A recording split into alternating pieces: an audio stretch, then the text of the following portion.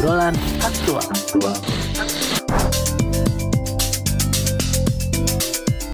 Sobat Aktual dimanapun berada, masih tetap lanjut bersama Nuning Dwi Puspa dalam obrolan aktual.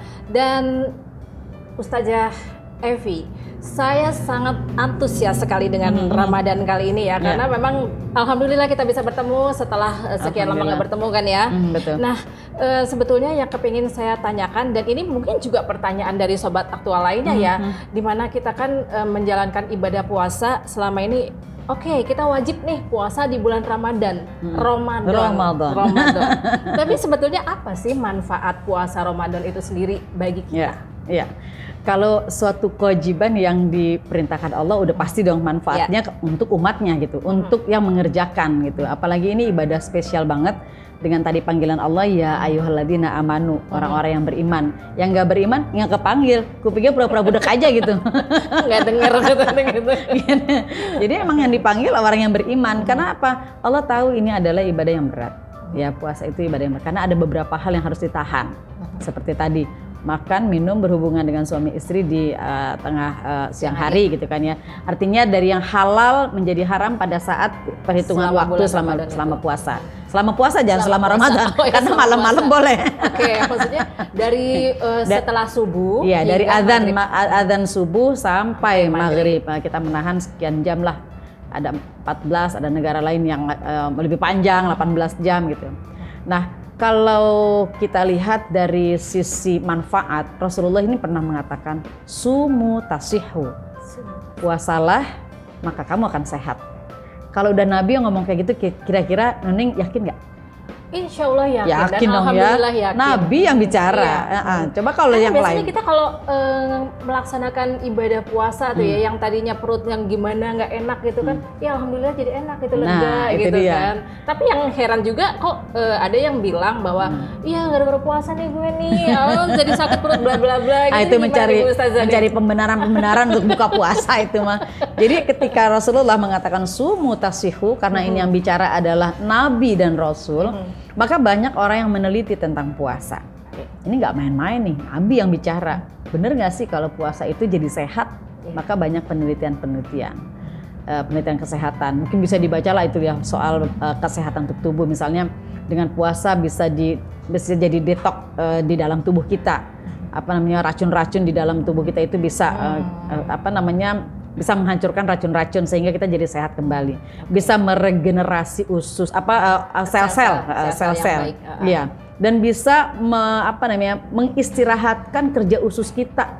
Kalau dari pagi nih kita makan, mau berangkat kerja aja jam 6:30 kita udah makan nasi uduk. Isinya telur. Bubur ayam pakai ampela, atis segala macam. Nah, siang sedikit 9:30 ngopi pakai apa? Pakai cocolan. Ya pakai roti atau iya. Artinya si usus ini nggak berhenti nih kerja nih. Siang lagi nanti jam 1 atau jam 12 udah bunyi lagi kan? Jam 3 makan. sore. Nah, jam 3 sore ngemil lagi. Iya, ngantuk cari camilan. Nah, nanti maghrib atau sampai rumah makan malam. Jadi usus berhenti istirahat nggak? Kan nggak. Nah, ibaratnya kita dalam bekerja, kita juga kan ada istirahatnya. Begitu juga usus. Kalau kita sudah suntuk bekerja, terus kita istirahat sebentar kan rest lagi ya. Kita fresh lagi, bisa bekerja dengan baik lagi. Nah, begitu juga tubuh kita ketika kita berpuasa kita istirahatkan gitu. Itu dari sisi kesehatan. Nanti mungkin bisa jauh lebih jelas lagi, kita bisa lihat beberapa penjelasan dari para praktisi kesehatan tentang manfaat dari puasa. Nah kemudian kesehatan apa? Kesehatan mental. Tadi kan secara fisik, sekarang kita lihat dari secara mental. Ketika puasa ini mulutnya ditahan nih, mau iri sama orang, saya lagi puasa. Bahkan di zaman Rasulullah ada yang ngajak berantem, dia jawab apa? Maaf, saya lagi puasa. Artinya puasa bisa menahan orang, bisa membentuk orang menjadi sabar, nggak marah gitu ya. Terus kemudian nggak iri hati, nggak dengki, nggak hasut. Meledaknya pas buka puasa. Jangan. Nah ini artinya dalam 14 jam ini semoga sudah bisa nih kita mendidik diri kita nih. Makanya Allah menyuruh kita puasa la'alakum tattaqun tadi tuh. Selama 1 hari 14 jam atau 15 jam kita tidak menahan, kita menahan dari berbagai macam hal, baik yang menggugurkan sahnya puasa maupun yang menggugurkan pahalanya puasa. Insya Allah ini akan terbentuk pribadi yang baik gitu. Insya Allah ya, karena sudah dilatih di seharian penuh itu. Iya. Sayang juga ya kalau pas maghrib tadi langsung meledak, awas lo ya entar maghrib gitu gimana. Dan orang yang biasa bohong, lalu masuk bulan puasa, dia akan mikir dong, gue puasa capek-capek pas ujung-ujung bohong, sayang banget puasa, dia kan, sayang banget puasa saya nih. Kalau, nah artinya itu terapi bukan? Kan terapi. Terapi banget. Terapi kesehatan mental untuk bisa sabar, untuk bisa menahan diri, nggak marah gitu. Nah itu kan terapi. Nah oleh karena itu di dalam bulan puasa itu pendidikan secara mental itu kita bisa ambil hikmahnya. Kemudian berikutnya bagaimana meningkatkan spiritualitas. Spiritualitas kita di bulan suci Ramadan itu meningkat kenapa? Karena memang Allah obrol pahala di situ. Kebaikan-kebaikan amal-amal yang kita lakukan Allah lipat gandakan. Siapa sih yang nggak, orang kita ajak ke mall-mall aja ada diskon sekian persen, kita mau banget ya kan? Iya, apalagi kalau lepas lagi Ramadan, ditambah lagi 50 plus 20. Hafal nih kayaknya nih. 50 plus 20 modis nih, gitu. modal diskon. Modal diskon. Sama kan kita. Modis ya. Nah artinya di dunia imbalan orang aja kita mau, apalagi imbalan Allah. Iya dong. 1 huruf kita membaca Al-Quran berlipat ganda kita diberikan pahala oleh Allah Subhanahu Wa Taala. Insya Allah. Gitu gimana nih? Mau tanya lagi nih terkait dengan pembacaan Al-Quran selama bulan Ramadan ya.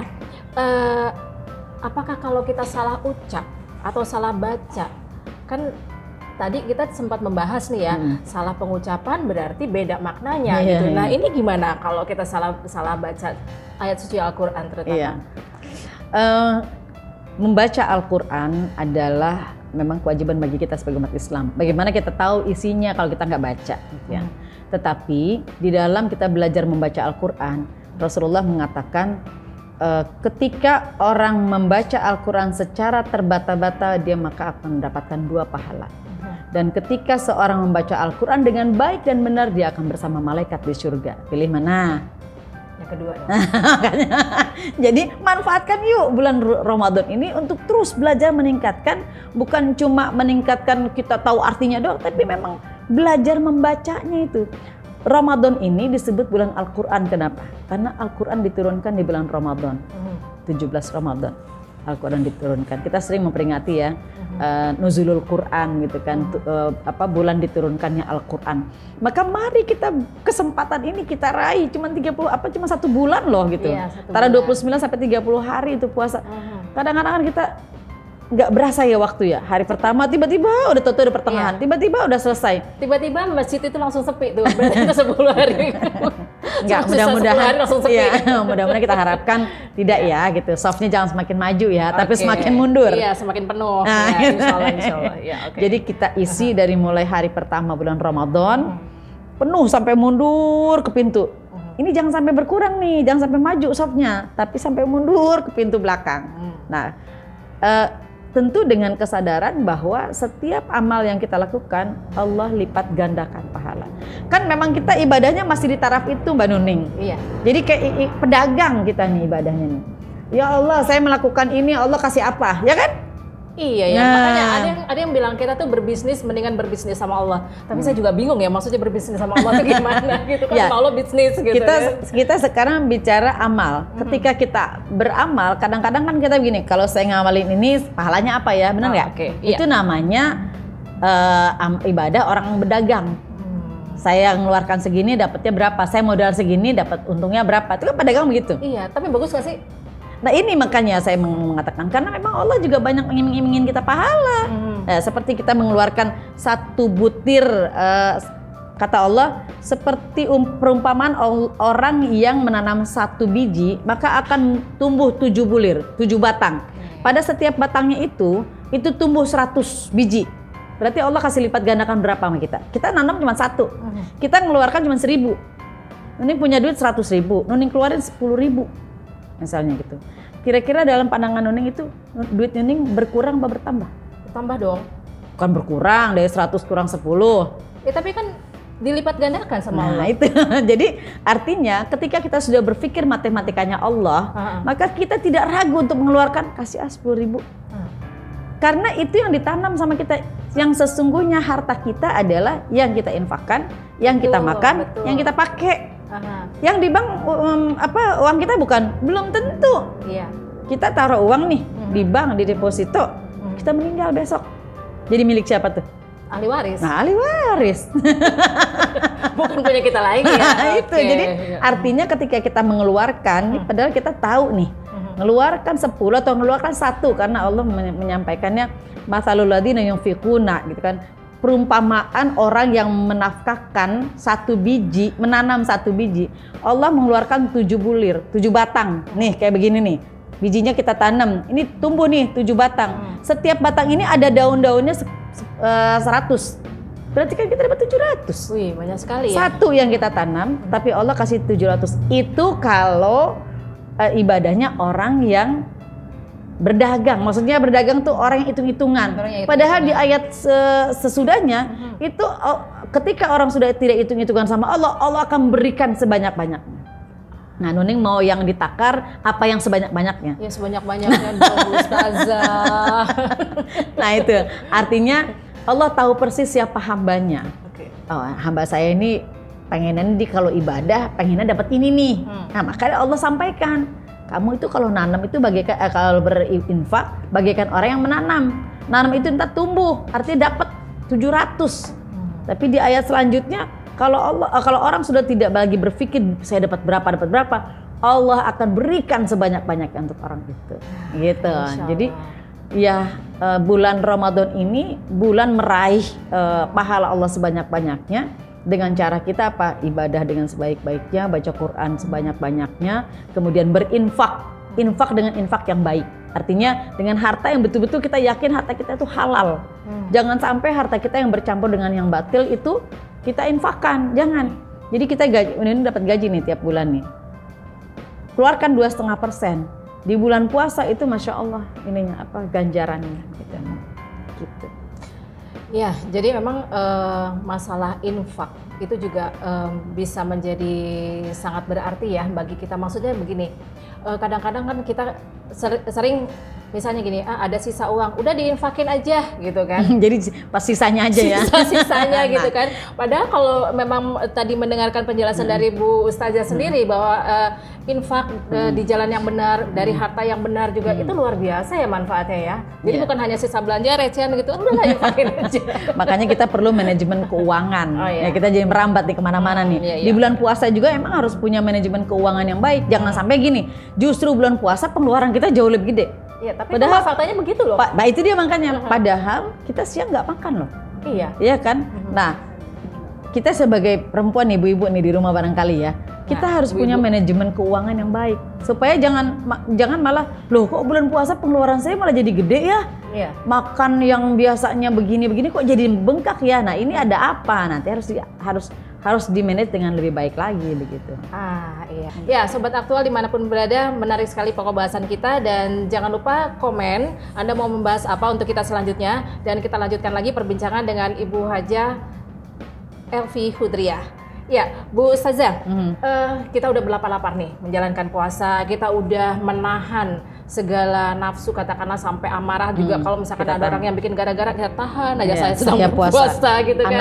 Ana saum. Nah, sekarang begini, sudah menjalankan ibadah puasa, Tapi apakah ibadah kita pasti diterima sama Allah Subhanahu wa taala? Atau gimana sih caranya atau tips tertentu supaya ibadah puasa kita tuh ya menjadi ibadah puasa yang benar-benar diterima oleh Allah? Betul.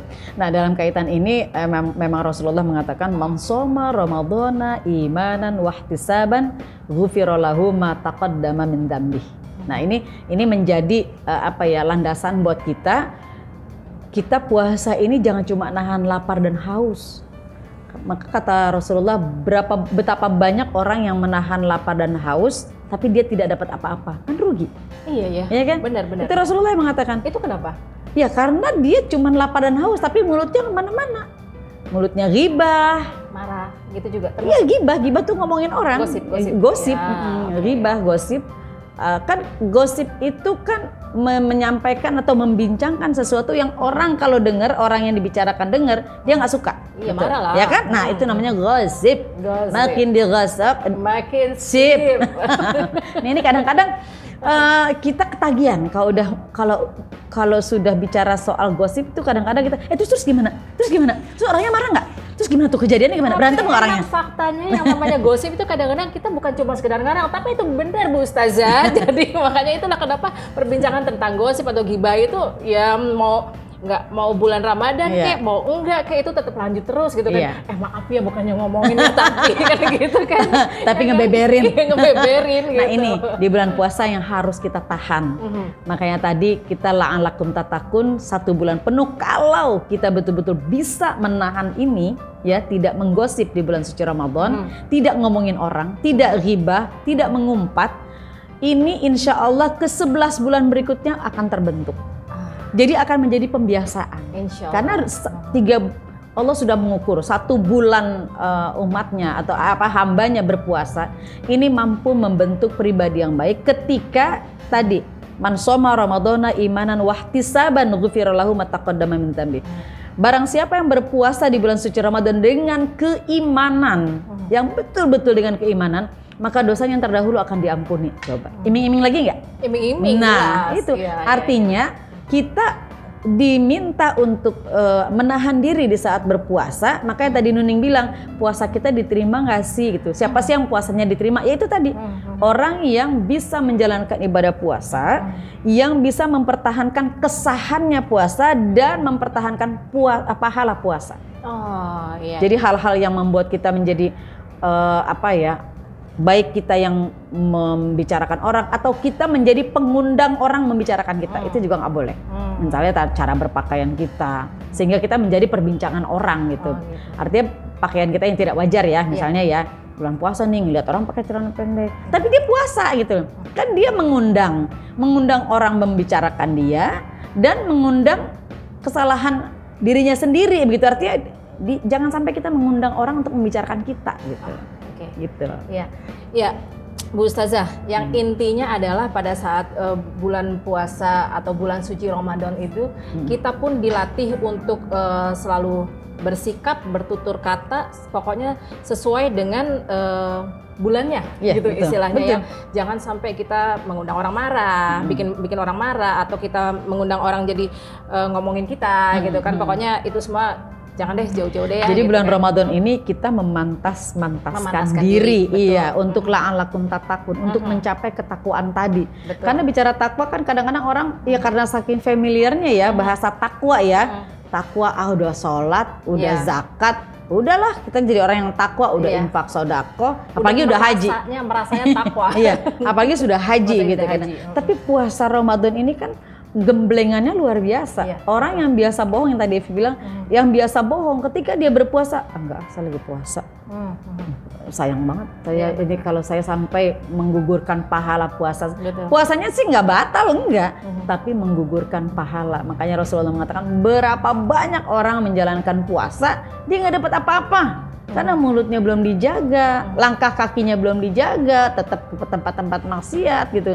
Lah itu kan itu yang menggugurkan pahala puasa. Tapi memang hebat ya, maksudnya Allah menciptakan ibadah puasa itu memang luar biasa sekali. Itu adalah, kalau menurut saya itu ibadah puasa itu adalah ibadah yang memang benar-benar membuat diri kita tuh nggak bisa sombong. Mungkin kalau untuk ibadah yang lainnya, sedekah kita bisa sombong, gue udah sedekah, gitu kan, gue udah sholat nih, mulai gitu kan. Udah sholat, udah doang kan gitu kan. Puasa lagi lemes gitu kan. Ibadah yang nggak bisa dilihat sama manusia sebenarnya, nggak ada tanda-tandanya. Kalau sekarang misalnya ada teman kita yang dari pagi kita lihat dia nggak makan, apa tandanya, apa betul dia puasa? Enggak. Puasa itu untukku kata Allah dan untuk hambaku, gitu. Jadi yang tahu itu cuman kita sama Allah yang tahu kita puasa. Tandanya apa? Oh dia ngeludah mulu, oh itu puasa. dia ngeludah mulu, tandanya dia lagi puasa. Enggak gitu. Jadi yang tahu puasa kita apa enggak itu Allah. Allah dan diri kita. Jadi kita nggak bisa bohong, nggak bisa membohongi siapapun, membohongi Allah, karena puasa itu memang ibadah spesial yang hanya untuk Allah begitu.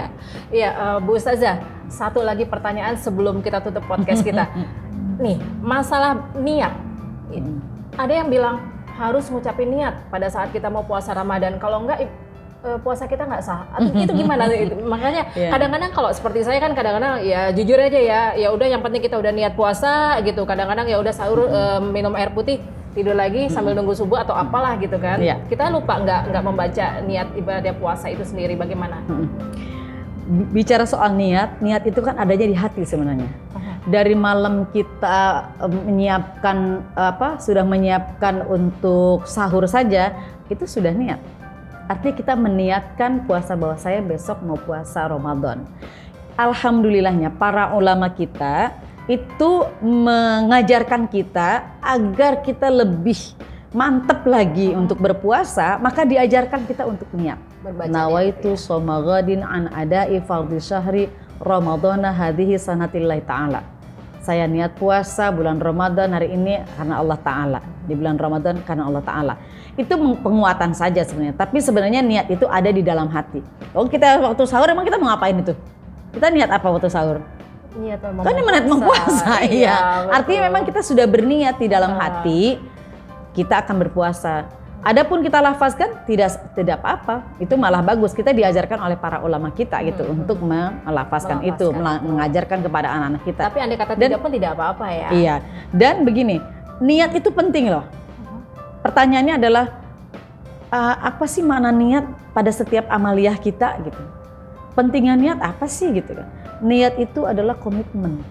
Benar nggak? Iya. Nuning nikah nih, niat nikah nih, nikah niat nggak? Niat. artinya ada komitmen. Saya mau berkomitmen, gitu kan? Iya, betul. Nah, saya mau puasa juga harus kuat niatnya. Kita kadang-kadang puasa Senin Kamis nih, puasa sunnah. Kalau nggak niat, temen ngajak makan siang, makan kita.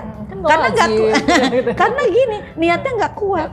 Iya, nggak ada komitmen terhadap diri sendiri. Udahlah gitu. Itu karena niatnya niat yang setengah-setengah. Tapi bulan Ramadan nggak bisa kayak begitu. Pada setiap amal, pada setiap perbuatan itu memang harus ada niat. Innamal a'malu binniyat. Iya, jadi setiap amal, setiap perbuatan tergantung niatnya gitu. Jadi harus diniatkan. Adapun dilafazkan atau tidak, ini banyak memang perbedaan pendapat. Tapi kalau saya tidak berlafaz juga tidak apa-apa. Karena kita sudah meniatkan di dalam hati bahwa saya akan berpuasa besok. Mungkin akan lebih afdol lagi ketika kita mengucapkan nawaitu shoma ghadin. Biasanya kan kita kalau habis sholat tarawih itu ya, itu kan diingatkan. Itu artinya mengingatkan kita semuanya, yuk besok niat kita mau puasa nih, yuk niat bareng. Itu bagus gitu. Gitu Mbak Nuning.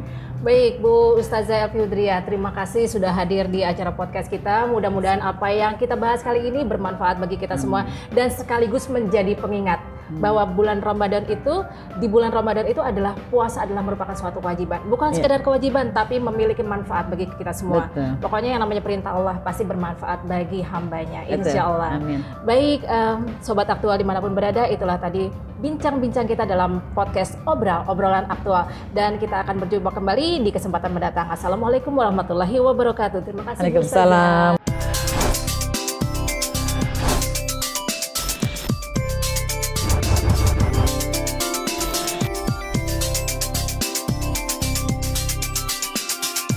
Obrolan aktual.